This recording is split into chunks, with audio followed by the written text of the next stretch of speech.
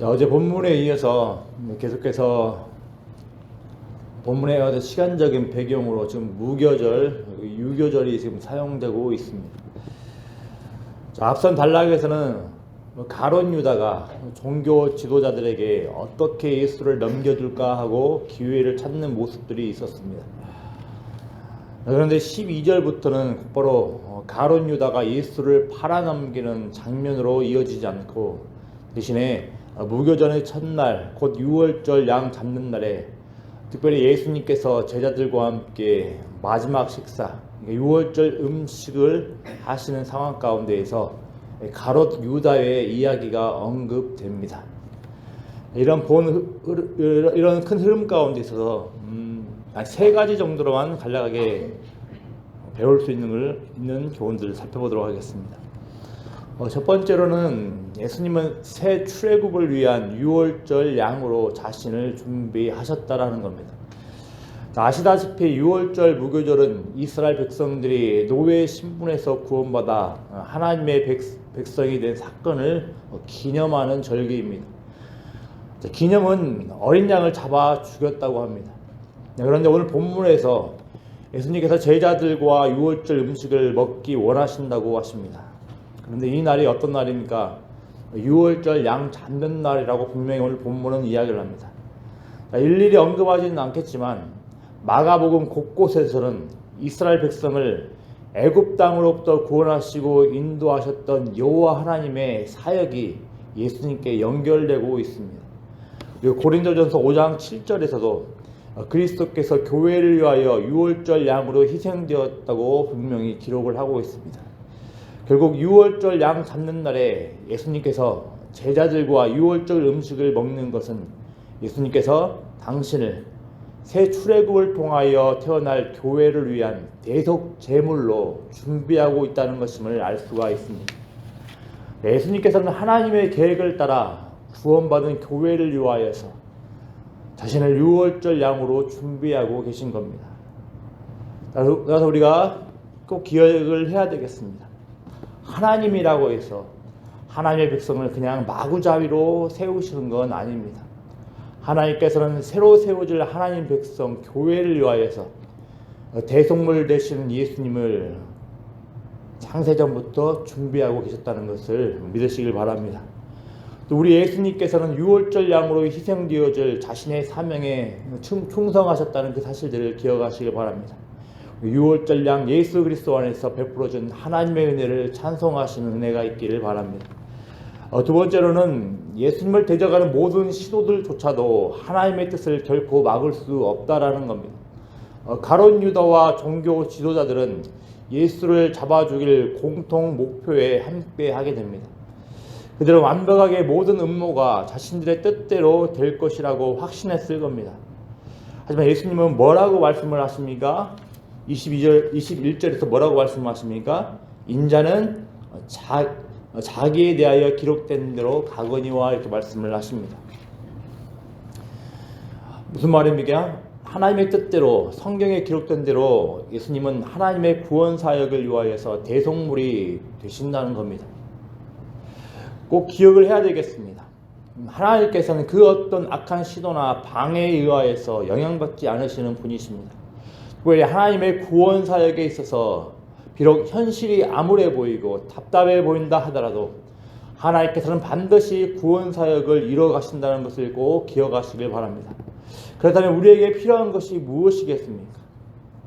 이렇게 어떤 악과 어떤 방해 세력에도 영향받지 않으시고 하나님의 구원 사역을 이루어 가시는 이 은혜 앞에서 우리에게 필요한 것이 무엇이겠습니까? 악의 편에 서지 않고 하나님의 반대편에 서지 않고 늘 하나님 편에 선택하여서 하나님 편을 서 있는 것, 이것들이 우리에게 꼭 필요하다 하겠습니다. 세 번째로는 예수님께서는 새로운 언약 백성들과 새 언약을 맺으셨다는 겁니다.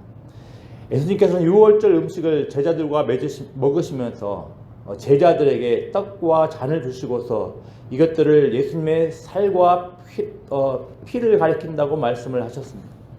그래서 예수님은 24절에서 이렇게 말씀을 하십니다. 이것은 많은 사람을 위하여 흘리는 나의 피, 곧 언약의 피니라 이렇게 말씀을 하십니다. 예수님의 이 모습은 마치 출애굽기 24장에서 이스라엘 12지파와 피를 가지고 맺은 언약 의식과 비슷합니다. 이제 예수님께서는 자신의 피를 가지고서 새 이스라엘의 토대가 되는 12제자와 언약을 맺고 계시는 겁니다. 중요한 건 이 새로운 언약 백성에는 많은 이방 백성들도 포함한다는 겁니다. 뿐만 아니라 이 언약으로 묶여졌다는 것은 예수님의 대속적 죽음의 효력을 이 언약에 참여하는 모든 자들이 경험할 수 있다는 것을 가르쳐 줍니다.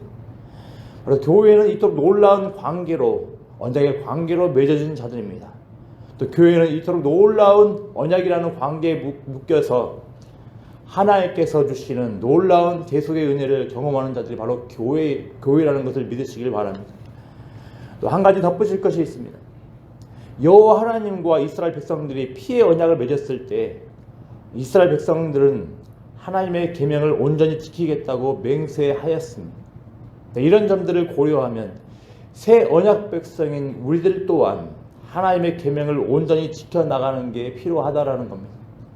물론 하나님의 계명을 온전히 준수함으로 하나님의 언약 백성이 되는 건 아니지만 일단은 언약 백성이 되었다면 이 언약에 충실하기로 그 언약이 우리에게 요구를 한다는 겁니다.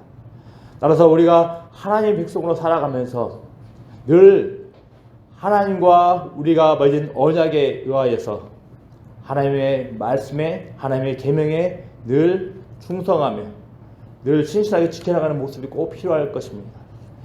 바라기는 이 하나님께서 주시는 놀라운 구속의 은혜 앞에서, 특별히 하나님께서 예수 그리스도를 통하여 우리를 언약 자손으로 묶어주신, 언약 백성으로 묶어주신 하나님의 은혜 앞에서 늘 믿음과 순종으로 반응하는 복된 은혜가 있기를 기도합니다. 기도하겠습니다. 아버지 하나님, 오늘 말씀을 통하여서 우리 예수님께서 우리의 대속 제물이 되어주시기 위하여서 유월절 양으로 준비되는 모습들을 살펴보았습니다. 아버지 하나님, 예수님을 대적하는 어떤 시도들조차도 예수님을 통하여서 이루시고자 하는 하나님의 구원 사역을 결코 방해하거나 어찌하지 못한다는 것을 살펴보게 되었습니다. 또 아버지 하나님, 예수님께서 새로운 언약 백성들과 새 언약을 모습들을 맺으시는 것을 보면서 아버지, 우리가 얼마나 놀라운 언약의 관계 안에 묶여 있음을, 또 얼마나 놀라운 언약 관계 안에서 대속의 놀라운 구원의 효력을 늘 경험하고 산다는 것을 살펴보게 됩니다. 하나님, 이 놀라운 하나님의 은혜 앞에서 우리가 늘 믿음으로 주님께서 주시는 계명 앞에 순종으로 반응하는 모습들을 보일 수 있도록 은혜를 하여 주시길 소망합니다. 계명의 순종함으로 인하여서 예수 그리스도를 통하여서 우리에게 주신 놀라운 구속의 은혜를 찬양하며 하나님께 영광 올려드릴 수 있도록 은혜를 하여 주시옵소서. 추운 날씨 가운데서도 아버지 하나님과 깊은 교제에 들어가기 위하여서 또 여러 가지 기도의 제목을 강구하기 위하여서 나온 성도님들 있습니다. 하나님, 성도님들의 기도를 들어주시길 소망합니다. 이 기도를 들어주셔서 하늘의 신령한 복으로 응답하여 주시옵시고, 특별히 아버지 하나님, 이 기도를 하나님께 간구하며 또 아버지 바로 또 기도의 응답이 되지 않는다 할지라도 하나님께서 하늘의 평강으로 덧입혀 더하여 주셔서 아버지 하나님께서 반드시 우리의 기도에 응답하시고 가장 선한 길로 인도하신다는 사실들을 기억을 하며 또 아버지 주님 하나님의 은혜를 주목하며 살아갈 수 있도록 은혜를 다하여 주시길 소망합니다. 아버지 하나님, 추운 날씨 가운데 저희 사랑하는 성도들 건강 상하지 않도록 주님께서 지켜주시고 오늘 하루도 온전히 주 예수 그리스도의 언약의 피를 자랑하며 주 예수 그리스도의 언약의 피 안에서 하나님의 계명을 온전히 지켜나갈 수 있는 복된 은혜가 있게 하여 주시옵소서. 예수님의 이름으로 기도드리옵나이다. 아멘.